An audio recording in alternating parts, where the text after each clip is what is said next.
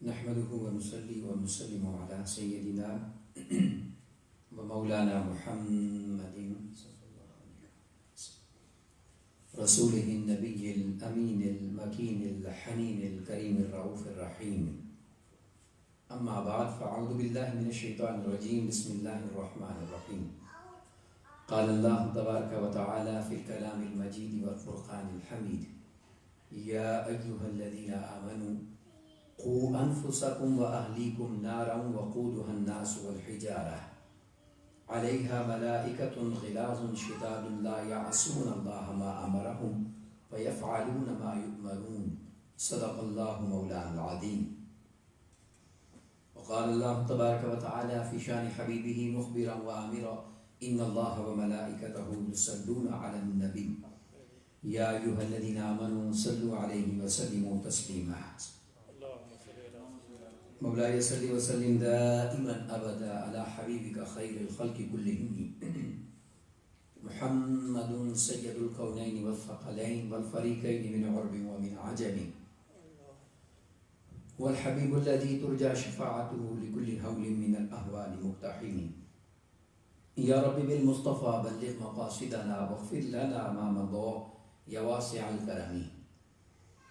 اللہ رب العزت خالق کائنات کی حمد و ثنا پیارے آقا کریم علیہ الصلوۃ والسلام کی بارگاہ میں عاجزانہ ہدیہ درود و سلام کے بعد تمام احباب اور سامعین کو السلام علیکم ورحمۃ اللہ وبرکاتہ.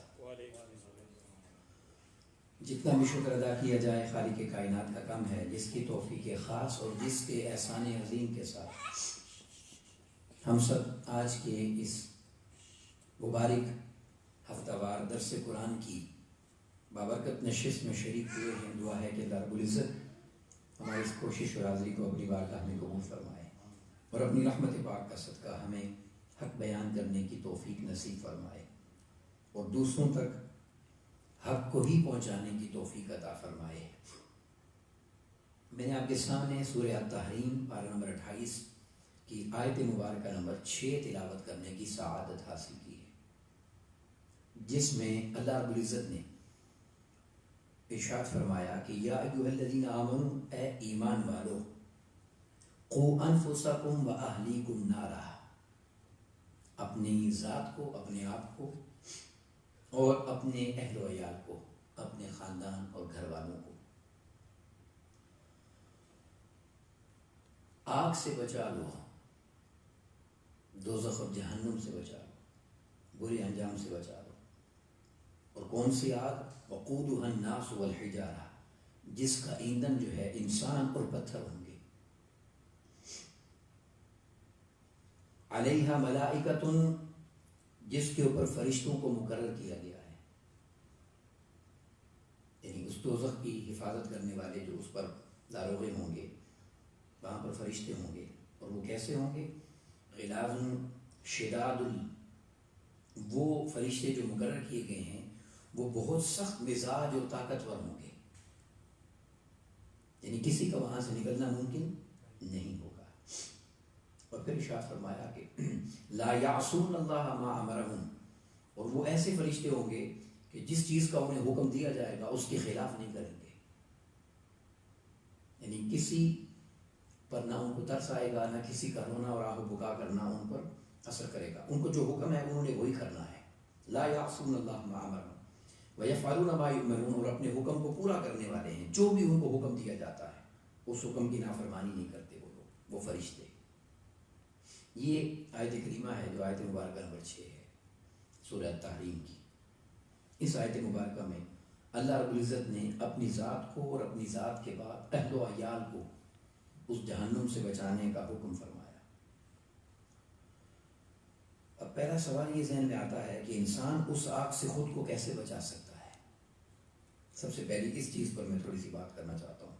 یہ بات ذہن نشین کر لیں، جو یہ چاہتا ہے کہ خود کو اس آگ سے بچائے تو وہ جب تک دو کام نہیں کرتا وہ اس آگ سے خود کو نہیں بچا سکتا. اور وہ دو کام کیا ہیں؟ اس میں پہلا کام یہ ہے کہ وہ فرائض کی ادائیگی کو اپنے لیے لازم کر لے.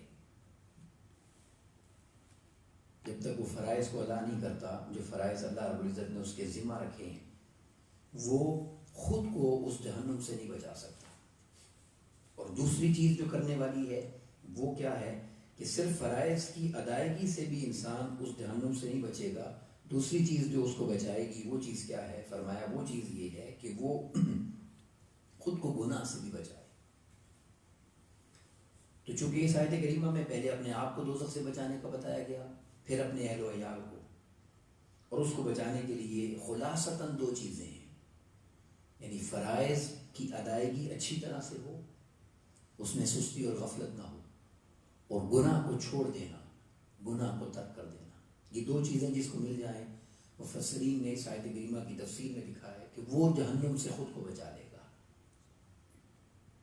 میں پھر دہرا دیتا ہوں، فرائض کی ادائیگی اور گناہ سے دوری، گناہ سے اپنے آپ کو بچانا. یعنی امر بالمعروف اور نہیں عن المنکر، جس کا کام کرنے کا حکم ہے وہ کیا جائے، جس سے بچنے کا حکم ہے اس سے بچا جائے. یہ دو چیزیں. اب سیدنا فاروق اعظم رضی اللہ تعالیٰ عنہ نے سوال کیا آقا علیہ السلام کی بارگاہ میں کہ یا رسول اللہ صلی اللہ علیہ وسلم، اپنے آپ کو تو آگ سے بچانے کی سمجھ آتی ہے، گھر والوں کو کیسے بچائیں گے؟ اہل و عیال کو کیسے بچائیں گے؟ تو آقا علیہ السلام نے فرمایا، حدیث کا خلاصہ آپ کو عرض کر رہا ہوں، کہ جو کام خود کر رہے ہو نا اسی کام پر ان کو لگا دو. اگر خود بچ چکے ہو، نیکی کرنا آ گیا ہے، گناہ سے دور رہنا آ گیا ہے، نیکی پر استقامت مل گئی ہے، گناہ سے دوری اگر مل گئی ہے، تو اب کوشش کر کے بیوی کو، بچوں کو، اور جو تمہارے دائرے کے اندر ہیں ان سب کو. اب وہ دائرہ کیا ہے اس کے لیے ایک حدیث پاک دینا چاہتا ہوں، اور یہ بخاری مسلم کی متفق علیہ حدیث ہے. اور یہ بخاری مسلم میں صرف نہیں، ترمذی شریف میں بھی آئی ہے اور نسائی شریف میں بھی آئی ہے. اور اس حدیث پاک کے الفاظ کیا ہیں؟ ابو داؤد شریف میں بھی ہے. یہ 5 سیاستہ میں سے 5 کتابوں میں اس حدیث پاک کو بیان کیا گیا. اور وہ حدیث پاک کیا ہے؟ ان عبداللہ بن عمر رضی اللہ تعالیٰ عنہ، حضرت عبداللہ بن عمر رضی اللہ تعالیٰ عنہ کرتے ہیں، قال سمعت رسول اللہ صلی اللہ علیہ وسلم، کہ میں نے آقا علیہ السلام سے سنا ہے، یقول، وہ فرما رہے تھے، الا کلکم راع وکلکم مسئول عن رعیتہ. خبردار خبردار، یہ بات توجہ سے سن لو، تم میں سے ہر شخص جو ہے وہ نگران ہے، اور اس سے اس کی رعایا کا پوچھا جائے. اب یہ مفہوم بڑا واضح ہے، مگر آقا علیہ السلام نے اس کے آگے تفصیل بتائی. اور وہ تفصیل کیا ہے؟ آقا علیہ السلام نے اس کے بعد ارشاد فرمایا، الامام راع، امام نگران ہے. اس امام سے مراد حکمران بھی ہے، اور اس امام سے مراد لوگوں کو واعظ کرنے والا، لوگوں کو نصیحت کرنے والا ذمہ دار شخص بھی ہے. تو کس کا پوچھا جائے گا؟ مسئول عن رعیتہ، جو اس سے متعلق ہیں. حکمران ہے تو اس کی رعایا، اس ملک میں بسنے والے لوگ، اور جو اللہ اور اس کے رسول کے دین کی خدمت سر انجام دے رہے ہیں، کیل و کال کا کام کر رہے ہیں، دین کو پھیلا رہے ہیں، ان سے وابستہ جتنے لوگ ہیں ان تک پیغام پہنچانا اور ان کی اصلاح کی کوشش کرنا. مگر یہاں یہ بات سمجھنے والی ہے، آگے جانے سے پہلے اس آیت کریمہ کا فلسفہ یہ ہے، دوسروں کو وہی بچا سکے گا جو پہلے خود اپنے آپ کو بچا لے گا. اگر وہ خود سیدھے راستے پر نہیں ہے تو دوسروں کو بھی غلط راستے پر ہی لگائے گا. تو فرمایا کہ امام ذمہ دار ہے، وہ بچائے گا، اور اس نے بچانا ہے، وہ آگے پیغام پہنچائے گا. پھر فرمایا والرجل، اور گھر کا جو سربراہ ہے وہ راعین، نگران ہے، فی اہلہ، اپنے گھر والوں کے لیے. یہ وہ حدیث پاک یعنی آیت کریمہ کی تشریح آ گئی. ومسئول عن رعیتہ، اور اس سے اس کی رعایا گھر والوں کا پوچھا جائے گا کہ تم نے ان کو نیکی کا راستہ کیوں نہیں دکھایا اگر تمہیں مل گیا تھا. پھر فرمایا والمرأۃ، اور عورت راعیۃ، وہ نگران ہے، ذمہ دار ہے، فی بیت زوجہا، اپنے خاوند کے گھر کی ذمہ دار ہے وہ. مسئولۃ عن رعیتہا، اور اس سے اس کی رعایا کا پوچھا جائے گا، اپنے خاوند کی اس ذمہ داری کا گھر کا پوچھا جائے گا، اس نے پوری ادا کی یا نہیں. پھر فرمایا خادم ذمہ دار ہے، اس سے اپنے مالک کے مال کا پوچھا جائے گا کہ مالک کے چلے جانے کے بعد وہ پیچھے کوئی گھپلہ تو نہیں کرتا تھا، وہ نگران ہے، اس سے پوچھا جائے گا. پھر صحابی کہتے ہیں مجھے شک پڑتا ہے کہ آقا علیہ السلام نے یہ بھی فرمایا کہ بندہ اپنے باپ کے مال کا ذمہ دار ہے، اس سے اپنے باپ کے ساتھ وفاداری کرنے کا پوچھا جائے گا، اولاد باپ کے ساتھ مخلص تھی یا نہیں. پھر آقا علیہ السلام دوبارہ یہ فرمایا وکلکم راع ومسئول عن رعیتہ، تم میں سے ہر شخص ذمہ دار ہے، اس سے اپنی ذمہ داری کا پوچھا جائے گا. یہ حدیث پاک، اس کا ایک لفظ، یہ جملہ ہی کافی تھا، مگر آقا علیہ السلام نے سب چیزیں گن کر بھی بیان فرما دی ہے. تو یہ چیز ہے سمجھنے والی جس پر میں آج بات کرنا چاہ رہا ہوں، اور اس پر جو آقا علیہ السلام کی حدیث یعنی آیت کریمہ ہے اس کی تشریح میں جو آقا علیہ السلام نے ایک خوبصورت بیان فرمایا ہے، وہ میں 2 حدیثیں آپ کے ساتھ شیئر کرتا ہوں جس میں اپنے آپ کو بچانے کے بعد اپنی اہل و عیال کو بچانے کا ذکر ہے. تو اہل و عیال میں بیوی، بچے، اگر بڑا ہے انسان، ساتھ بھائی، جوائنٹ فیملی ہے، بھائی ہے، اس کی فیملی جو اس کے نیچے آ جاتے ہیں وہ سب، اگر باپ ہے تو اس کی اولاد. حضرت انس بن مالک رضی اللہ عنہ روایت فرماتے ہیں، ابن ماجہ شریف کی حدیث ہے کتاب الادب کی، فرمایا اکرموا اولادکم، اپنی اولاد کی عزت کرو، محبت کرو، ان کو ڈیگریڈ مت کرو، ان کی حوصلہ افزائی کرو. واحسنوا ادبہم، اور فرمایا کہ ان کو اچھے آداب سکھاؤ. یہ ذمہ داری والدین کی ہے. اولاد کے بارے میں والدین سے پوچھا جائے گا، اور یہ سارے جہاں تک اس کا انہیں حق کا احباب ہے، جو اس کی ذمہ داری ہے اس سے پوچھا جائے گا. میں نے حدیث اس لیے وہ پہلے پڑھ دی، مگر فوکس میں اہل و عیال پر کر رہا ہوں چونکہ آیت کریمہ میں اس کا بیان ہے کہ خود کو اور گھر والوں کو آگ سے بچا لو. اب یہاں پر آقا علیہ السلام کی اس حدیث پاک کو بھی مت بھولیں. آقا علیہ السلام نے فرمایا ہر پیدا ہونے والا مسلمان پیدا ہوتا ہے. اس کے ماں باپ ہیں جو اسے عیسائی یہودی بنا دیتے ہیں. اللہ نے ہر بچے کو فطرت پر پیدا کیا ہے. اگر اس لیے معصوم بچے جو مر جائیں وہ جنت میں جاتے ہیں، چونکہ ان کا کوئی دین، کسی دین کے فالوور نہیں ہے، وہ دین فطرت پر ہیں. پھر اس کے بعد جو اگلی حدیث پاک ہے جس پر میں آج فوکس کرنا چاہ رہا ہوں، اس لیے میں تیزی سے ان حدیث سے نکل آیا ہوں، اس مضمون سے نکلا ہوں. یہ بڑی توجہ سے سننے والی ہے. اور اس حدیث پاک کے راوی حضور مولا کائنات سیدنا مولا علی مرتضیٰ علیہ السلام ہے. آپ روایت کرتے ہیں ادبوا اولادکم علی ثلاث خصال، اپنی اولاد کو 3 چیزیں سکھاؤ. 3 چیزیں سکھاؤ اپنی اولاد کو.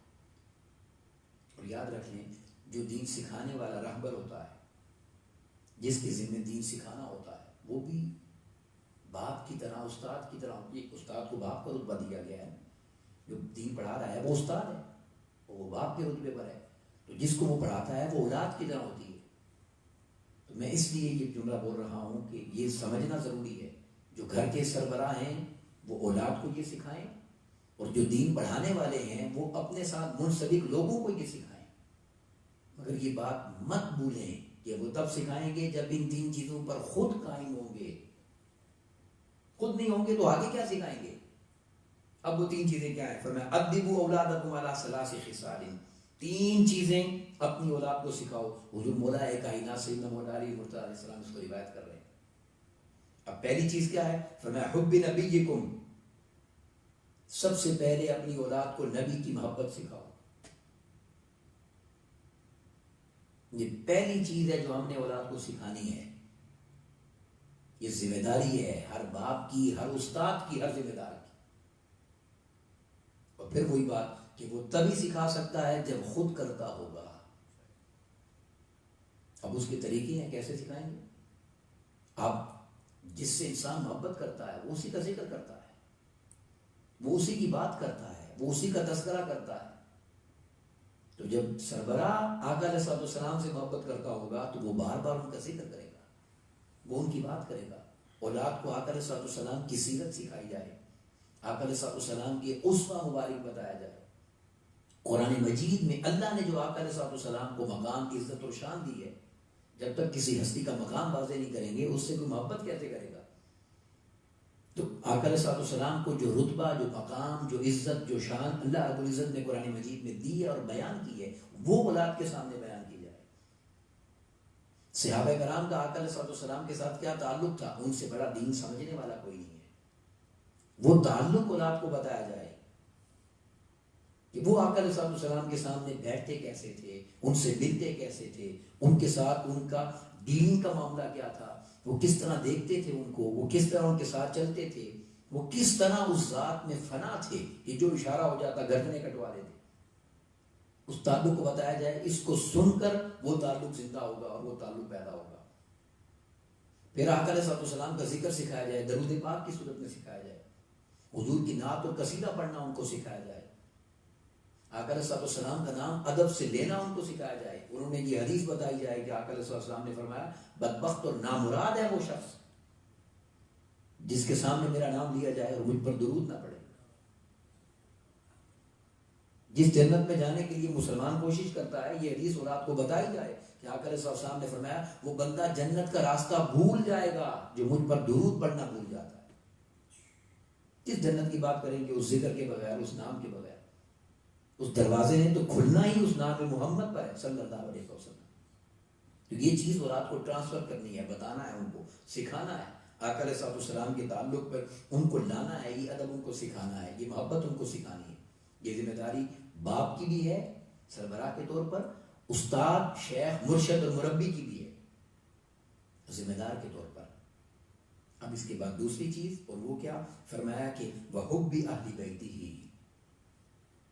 دوسری چیز جو تم نے آپ کو اور اپنے ذمہ داروں کو، اپنے اہل احباب کو سکھانا ہے، وہ میری اہل بیت کی محبت سکھانی ہے. میری محبت بھی سکھانی ہے، میری اولاد کی محبت بھی سکھانی ہے، میرے خاندان، میرے رشتہ داروں کی محبت بھی سکھانی ہے.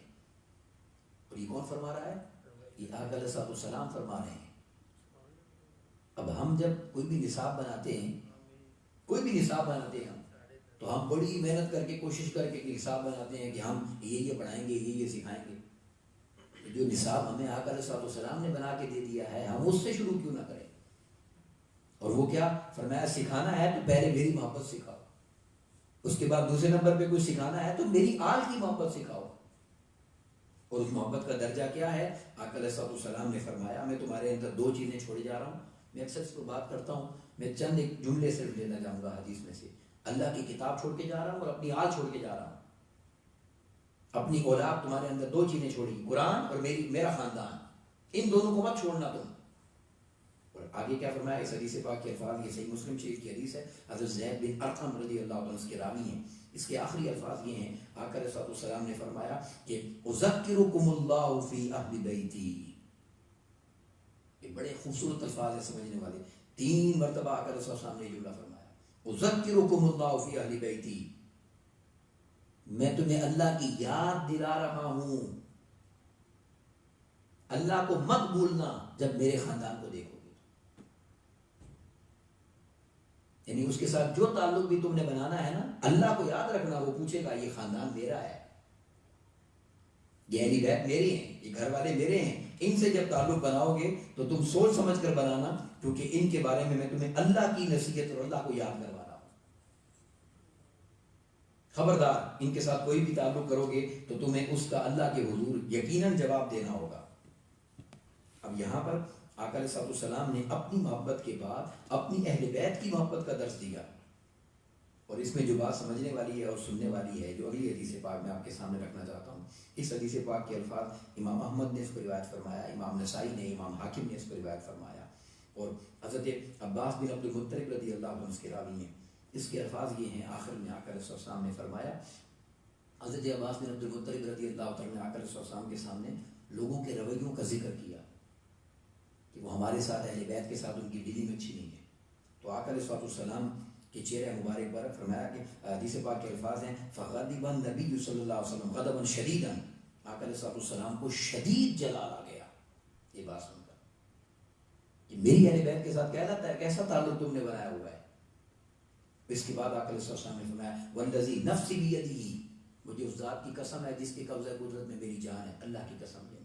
فرمایا لا يدخل قلب رجل الایمان، کسی بندے کے دل میں ایمان داخل ہی نہیں ہو سکتا، جتنے مرضی دعوے کرے ایمان کے داخل ہی نہیں ہو سکتا. فرمایا حتی یحبکم للہ ولرسولہ ولقرابتہ، جب تک وہ میرے خاندان والوں سن لو، جب تک وہ تم سے اللہ کے لیے، اللہ کے رسول کے لیے اور میرے خاندان کے حیا میں محبت نہیں کرتا، اس کے دل میں ایمان داخل ہی نہیں ہو سکتا.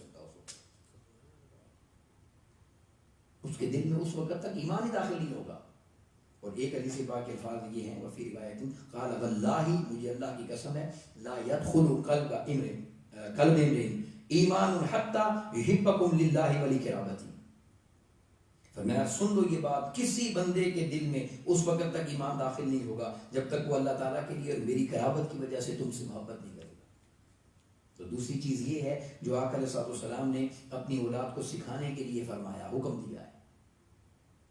اور اس میں جو اگلی حدیث پاک میں آپ کو دینا چاہتا ہوں، حضرت حسن بن علی، حضور مولا کائنات کے شہزادے حضرت امام حسن مجتبی رضی اللہ عنہ روایت کرتے ہیں، وہ فرماتے ہیں آپ علیہ السلام نے فرمایا الزموا مودتنا اہل البیت، اہل بیت کی محبت اپنے اوپر لازم کر لو، اہل بیت کی محبت اپنے اوپر لازم کر لو، لازم کر لو، یہ لازم ہے. کیوں؟ فَإِنَّهُ مَنْ لَقِيَ اللَّهَ عَزَّ وَجَلَّ، جو اللہ سے اس حال میں ملا، یعنی مرنے کے بعد اللہ کے پاس اس طرح پہنچا، وَهُوَ يُؤَدُّنَا دَخَلَ الْجَنَّةِ، اگر وہ ہم سے محبت کرتا ہوا تو وہ جنت میں جائے گا. کس وجہ سے؟ بِشَفَاعَتِنَا، ہماری شفاعت کی وجہ سے، یعنی اس کی شفاعت بھی ہوگی، جنت بھی ملے گی. کس وجہ سے؟ اگر ہم سے محبت کرتا ہوا، محبت کرتا ہوا.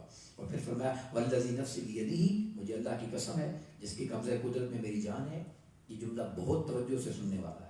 فرمایا کہ لا ينفع عبدا عمله الا بمعرفت حقنا. بہت قیمتی الفاظ ہیں یہ سننے والے، طبرانی کی یہ حدیث ہے.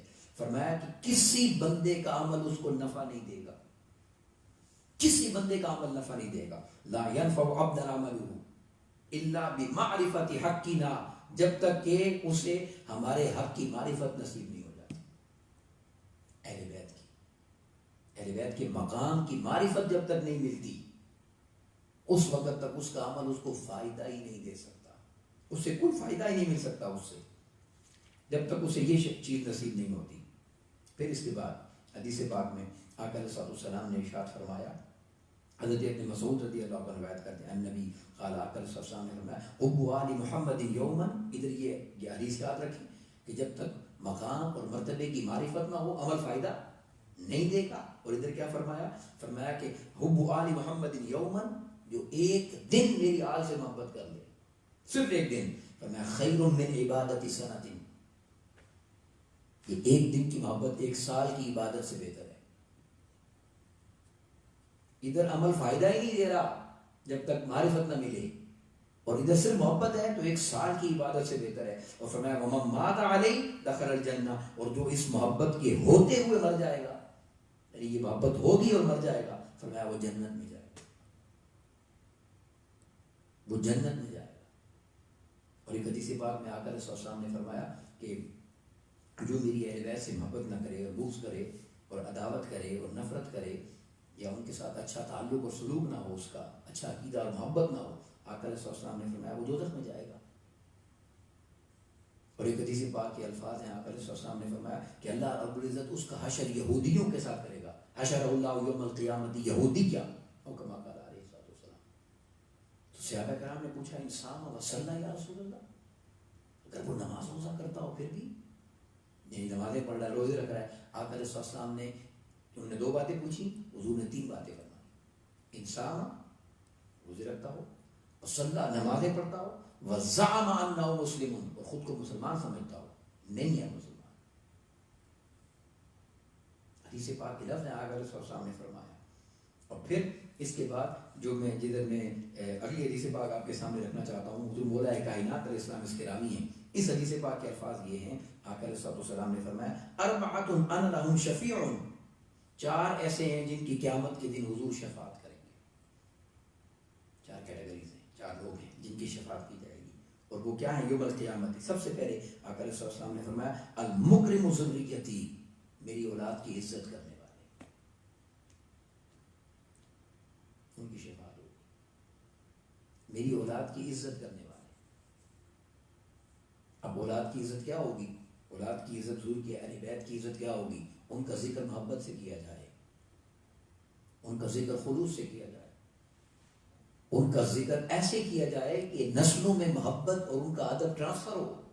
بدقسمتی یہ ہے آج پاکستان کے اندر ایک ایسا فتنہ پڑا ہوا ہے کہ وہ آقا علیہ السلام کی نسل مبارک اور حضور کی اولاد مبارک اور سب سے بڑھ کے سیدہ کائنات سیدہ فاطمہ الزہرا سلام اللہ علیہا کہ کل کائنات کی عزتیں اور کل کائنات کی عظمتیں اور کل کائنات کی بڑائیاں اور کل کائنات کی شانیں جو بھی جس کے پاس ہیں وہ سیدہ پاک کے جوڑوں پر قربان کر دی جائیں، کیونکہ یہ وہ سیدہ ہیں جن کو حضور نے یہ فرمایا فدا کی ابی و امی یا فاطمہ، اے فاطمہ ساری کائنات رب نے میرے لیے بنائی ہے نا، اور انسان کے سب سے بڑھ کر ماں باپ ہوتے ہیں. میں محمد مصطفیٰ اعلان کر رہا ہوں کہ محمد مصطفیٰ کے ماں باپ فاطمہ پر قربان ہو جائے. اس سیدہ پاک کی شان بیان کرتے ہوئے اگر انسان ادب سے بات نہ کرے اور اس سیدہ پاک کی بات کرتے ہوئے معاذ اللہ اگر انسان ان کے معاذ اللہ غلط ہونے کی بات کرے تو انسان کے اپنے غلط ہونے میں پھر کوئی شک باقی نہیں رہ جاتا. اور اگر آپ نسلوں کو یہ ٹرانسفر کر رہے ہیں تو آپ یاد رکھیں کلکم راع وکلکم مسئول عن رعیتہ، کہ تم نے کیا پڑھا تھا اور کیا پڑھایا تھا آگے اور کیا ٹرانسفر کیا تھا، اس کا اللہ تم سے پوچھے گا، تم نے اس کا جواب دینا ہے. 1400 سالہ تاریخ کے اندر جس کو بھی اللہ نے عزت دی ہے، جس کو بھی اللہ نے مقام دیا ہے، جسے ہم بزرگ کہتے ہیں، صوفیاء کہتے ہیں، اللہ والا کہتے ہیں، جسے ہم امام کہتے ہیں، سیدہ پاک کی شان میں یہاں تک لکھا اور یہاں تک بیان کیا کہ انسان کی عقل دنگ رہ جاتی ہے. علامہ اقبال نے پورا قصیدہ لکھا سیدہ پاک کی شان میں اور یہاں تک فرمایا کہ اگر مجھے آپ کے بابا کا ہی حیا نہ ہو اور ان کی شریعت کا حیا نہ ہو تو میں آپ کی قبر کا طواف کروں گا. آپ کے بابا کی شریعت یہ کہتی ہے.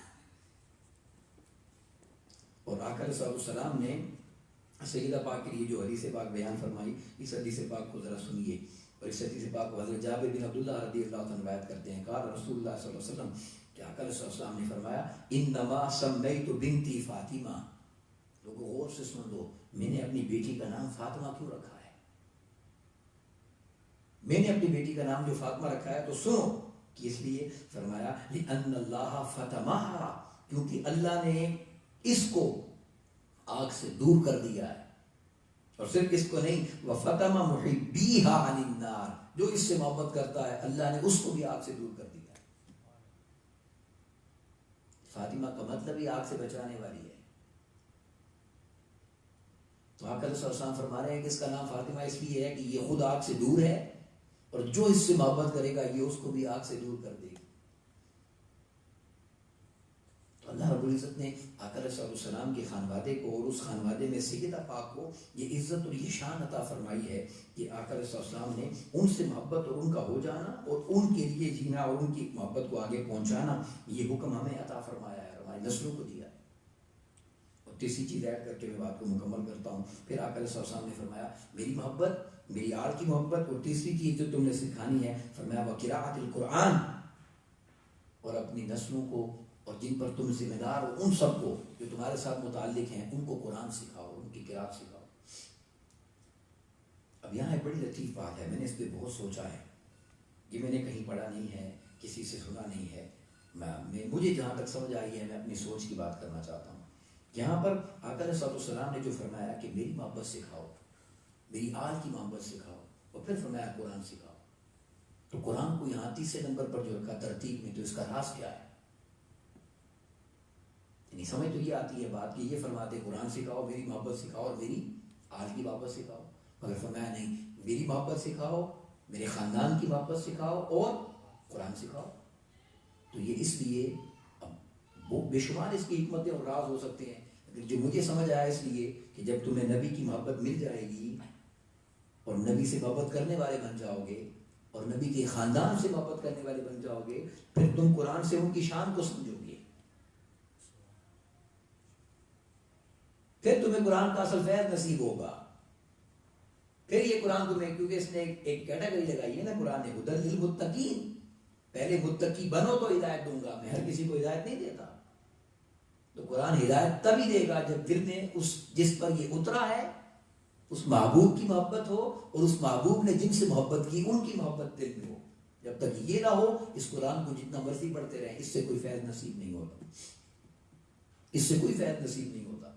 کہ وہ جن کے لیے آقا علیہ السلام نے اس انداز سے محبت کر کے دکھائی، اس انداز سے محبت کر کے دکھائی کہ آقا علیہ السلام نے جس طرح سیدہ پاک کو مقام عطا کیا کہ جب سیدہ پاک تشریف لاتی تو آقا علیہ السلام کھڑے ہو جاتے آقا علیہ السلام مرحبا فرماتے، محبت سے بوسہ لیتے اور دست مبارک تھام کر جہاں خود بیٹھے ہوتے تھے وہاں سیدہ کو بٹھاتے. اور صحابہ کرام نے، امہات المؤمنین نے، جس سے بھی پوچھا گیا، ام المؤمنین سیدہ عائشہ صدیقہ رضی اللہ عنہا سے پوچھا گیا کہ آقا علیہ السلام کو دنیا میں سب سے بڑھ کر محبوب کون تھا، تو سیدہ ام المؤمنین سیدہ عائشہ صدیقہ رضی اللہ عنہا ایک لمحے کی تاخیر کیے بغیر فرمایا فاطمہ. اس دنیا میں حضور کا سب سے بڑا محبوب فاطمہ ہے، اس کے بعد کسی اور کی بات کرو۔ اور ایک دن سیدنا فاروق اعظم رضی اللہ عنہ بی بی پاک کے پاس تشریف لائے اور آ کر قسم کھا کے کہنے لگے، اے میری سیدہ اور اے شہزادی یہ کائنات، میں جانتا ہوں کہ حضور کو سب سے زیادہ آپ سے محبت ہے، میں بھی اعلان کرتا ہوں حضور کے بعد سب سے زیادہ مجھے بھی آپ سے محبت ہے، حضور کے بعد سب سے زیادہ مجھے آپ سے محبت ہے۔